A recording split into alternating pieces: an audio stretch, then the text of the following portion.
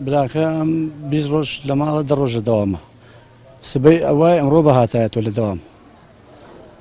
لە منتیقەی کوڵەجۆ لەوێ لە لیوای پێنجی شارە زورن ئیتر ئەوە لەسەر شەرەف و ناموز و خاک و نیشتیمانی کوردستان خۆی دا بە شەهیدکردن و شەهید وەڵا ژیانی خێزاندارە سێ مناڵی هەیە خێزانی هەیە بەڵێ ژیانەکەی پێشمەرگەیە ژیانی لەسەر ئەوەیە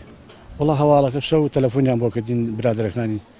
وتیان بڕینارە لە خەستخانەی کەلارە ئیتر من فریان نەکوت من لە هەولێر هاتم ماڵم لێ لە هەولێرم براکان من کەسەکانم ڕۆیشتن تا ئەوان گەینە سەری لێ عەمری خۆی کردیانی دەچوو حەد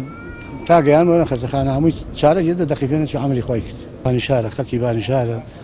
تەمەنی 38 ساڵە ماوەتی 82 وەڵا ئیشی تر هاتەوە عەمەلیاتیەکە ئیشی تر وایە ئەیکرد ئەگەر لە دەوامە هاتەوە کە دەوامیشی وایە دەوامی خۆیە کرد